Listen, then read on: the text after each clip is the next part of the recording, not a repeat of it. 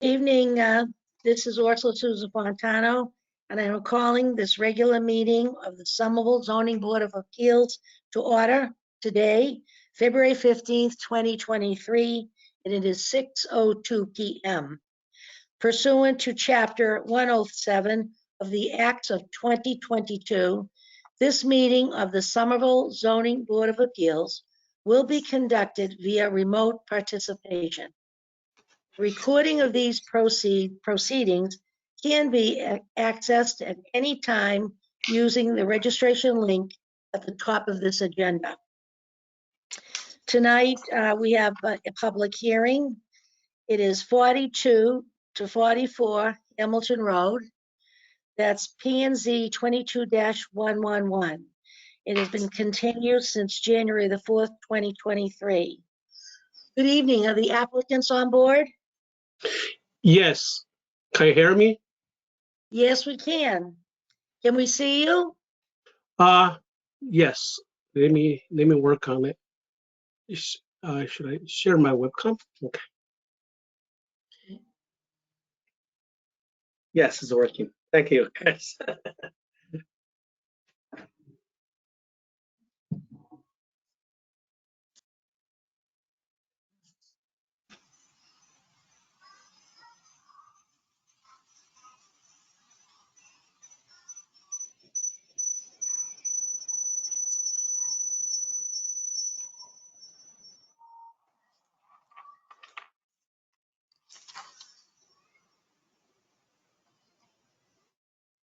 How we doing?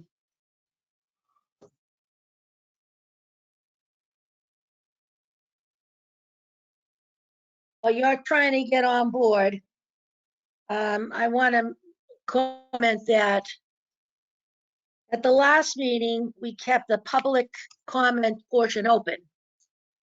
So I think to keep things moving, we'll ask our staff personnel tonight. Charlotte, is there anyone here that would like to add to the comments? We received all our comments this last week, a whole bunch of them. We've read them all. I'm sure everybody received theirs. I can check that right now. So for any members of the public who are here, there are two ways that you can let us know that you want to speak. Way number one is you can press the little raised hand button. It looks like a hand, and that'll let us know that you want to speak. The other way is you can send a message through the chat, just letting us know that you want to speak. We can't accept comments through the chat, but you can let us know that you want to speak either one of those ways. I will give everyone a moment to do one of those two ways if they're interested in speaking. Madam Chair, I'm not seeing anyone indicating that they want to speak. Okay. I will say this just to contribute and let everybody know we've been a little more particular on our emails and stuff by a certain date. So I just want everybody to know that we received 2, 4, 6, 8, at least 10 emails just these last, few days and stuff from people. And we appreciate your participation and thank you so much. So, okay, I'm going to close the public portion of the meeting and open it up to the applicant. Good evening, Mr. Yang. Good evening, everyone. Good evening. Sorry, How I you still doing not tonight? remember. Ready to go? Yeah, I still cannot remember the name. Sorry, but That's okay. I I'm really respect Susan. you guys very, very much. Okay, so while we've been away, and maybe city staff can speak to this, but we did a lot of research, a lot of looking into, the city did, into all the different, where's Charlotte? Charlotte, could you, or Andrew? Hi, Andrew. Andrew Graminsky. This is Andrew's case. How you doing? Welcome. Want to fill us in on, we have our staff report, our additional one, but would you like to fill us in on the particulars to make everybody understand what happened? Sure. So over the past couple of weeks, staff have been working, we've been meeting weekly to examine the foreign related rule, as well as off-campus student housing's impact on the city's housing market. The administration is continuing to look into these topics, and we'll be working on developing an array of strategies over the next few months, and with more information to come with that. So that's on the administration side, but you did get the staff memo, and you can see that the administration did recommend that the special permit be attached to the property owner and not the property itself, which again would mean that if Mr. Yang did sell the property, the special permit would expire. And any Right. new property Yeah. owner would have to go through the same process. Right. I think that's a very good condition, because a few of the letters that I read and reread from the neighborhoods and stuff, they were interested in that. I think from the neighborhood meeting and some of their concerns, they feel Mr. Yang is going to address and will conform. But they don't know what happens after Mr. Yang. So I think that's even what we had involved, that this guy's coming forward on his own, doing stuff legally. And, some people thought maybe we gave him a hard time, but things like this, they keep moving forward and they get a life of their own.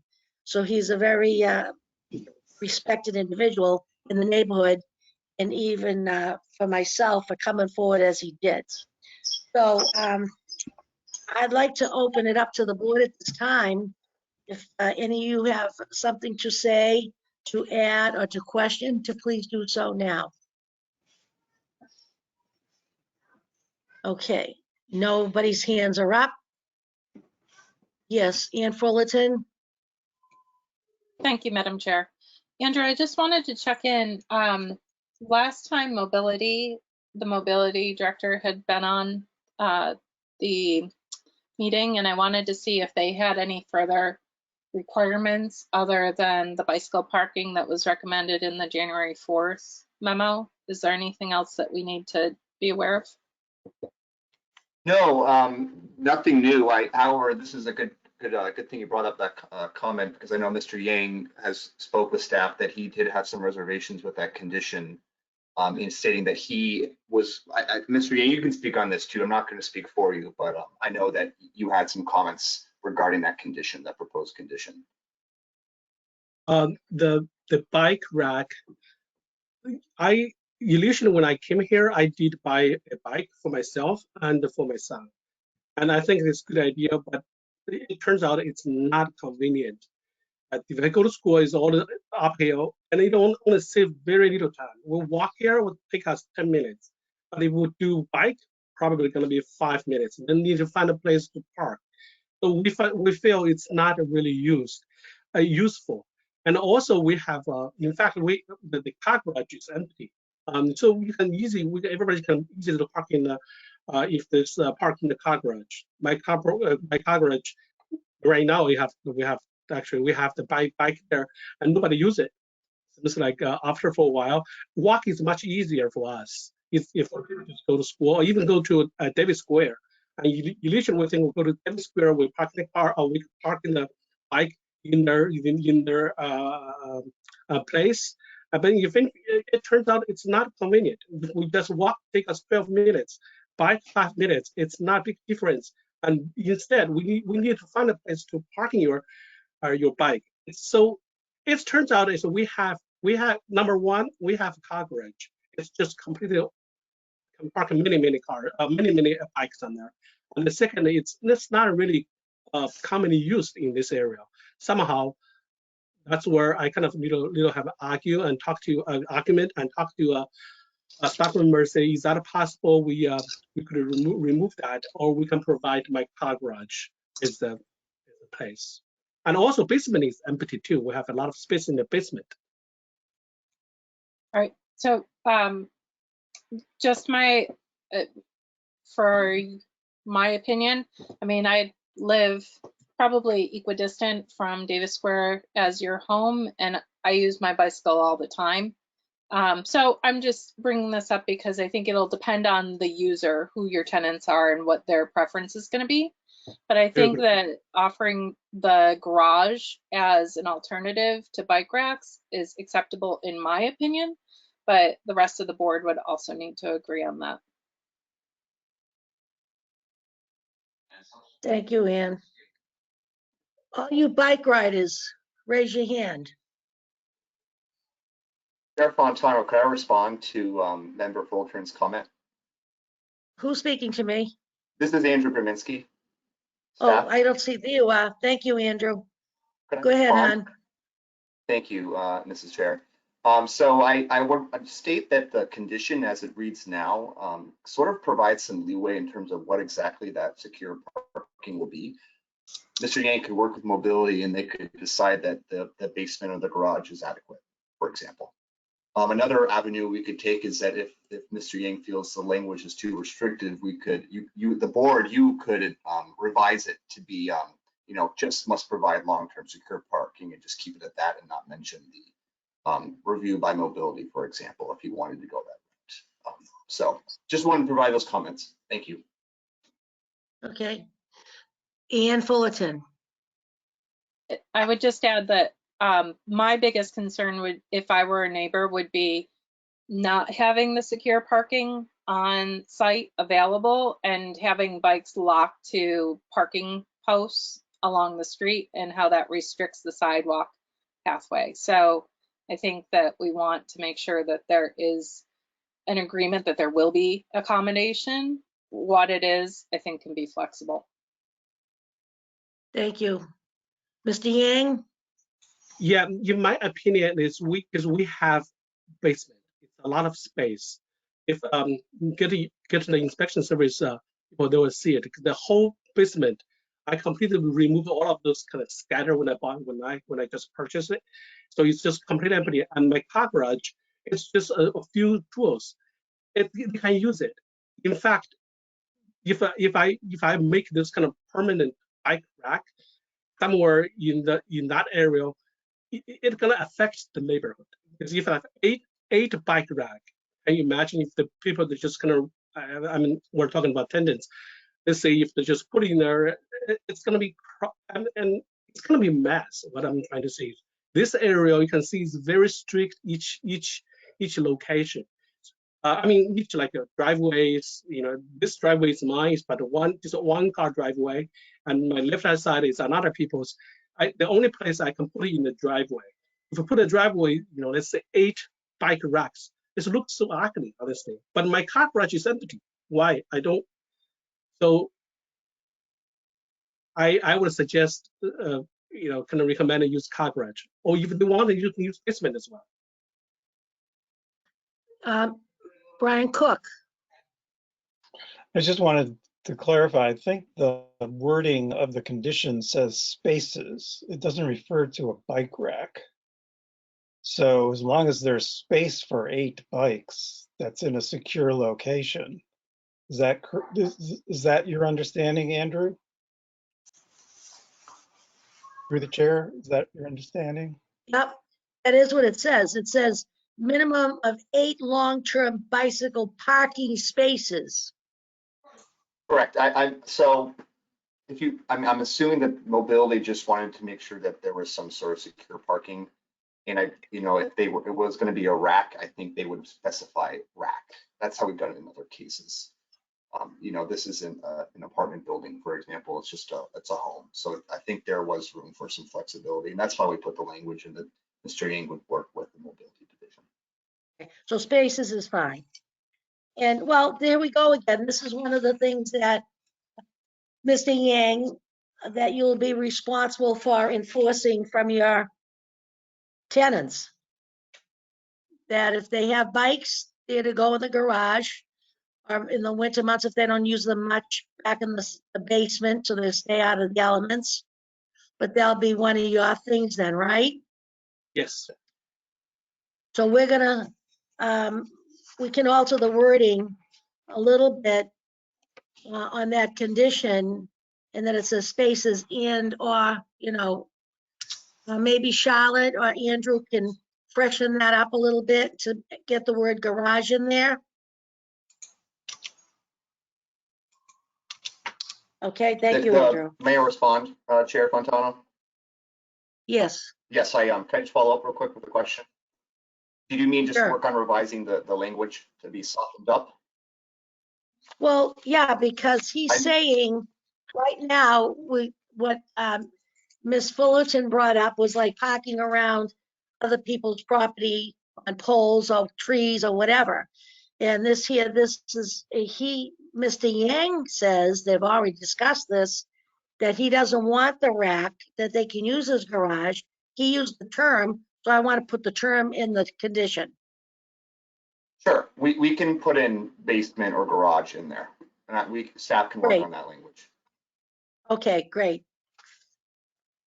So that's going to be one of the conditions. And we've got other conditions that we worked on January 4th, and got the date here for the other one we had. So when we take the vote or whatever, we'll figure that out. So, and you're all set then with the mobility, with the bikes? That's okay with you? Okay. Anybody else had something special they wanted to speak or address? Madam Chair, No? this is Catherine Garavaglia. Yes, ma'am. I guess I have a question. Has the board taken the position previously of limiting approvals to individuals and not to property? Yeah, we've done that before. Okay. I remember it. Chair I don't know if Fontano, Ian- if Yes, you want, Mr. we Gurminski? checked, yeah, staff checked with state law and that is legal, Yeah, so. I saw yeah. that in the last memo, but I know Ann probably remembers it too, Ann Brockelman, that we've had that before. The approval doesn't go with the property, it goes with the person. They do that lots of times with the restaurants and different kinds of things like that as well. Do you remember that, Ann? We've done that with certain service type things. Yes. Andrew, this is Katie again. Were there any criteria specified in those opinions as to how a person was determined to be acceptable for the approval? So the legal team wasn't able to get back to us with exact answers, and unfortunately they need this meeting. But like Chair Fontano said, it's been done in the past, and I think we were using precedents that have happened in the city that it's related to sort of this long-term policy decision relating the condition to the city's working on long-term policy implications related to off-campus housing, foreign related, and attaching the special permits, allowing time for that to happen. Okay. Can we get some information on that for my understanding going forward, independent of this meeting? Sure, we can continue to work with the legal department on that. Thank you. Thank you, Catherine. Okay, so everybody else okay with this? I'm comfortable with it, that I know since our executive director asked us to wait so the city departments could interact and make sure that everything was all right, fire, inspectional services, all these different ones that we questioned the very first time we met. We really delved into this. So I appreciate that the city itself has taken on the responsibility in interacting with each other and answering all these questions for us. So that's why I'm more comfortable with it. And I'm ready to go forward tonight to vote. Is everybody ready to go? Yes, good. Okay, now, Ann Brockelman, would you please make a motion Yes. in the matter of, Yes. In and, the matter of 4244 Hamilton Road, which is P&Z 22-111 case. We seek a motion to approve the special permit for group living use with two conditions. The first is that the applicant will work with Mobility to find appropriate secure bike storage. Did I say that correctly? And then the second condition is that this special permit for group living use apply to the property owner only, not to the property in perpetuity. This is Thank Andrew you. Kaminsky. Could I just clarify the condition with the bike parking would be the revised language would say the location would be in the basement or garage of the home. I believe that's what you stated. Yes, yes. Sure. Okay, so in terms of bike parking, the location would be in the home, in the basement or garage, as determined. Fit with mobility?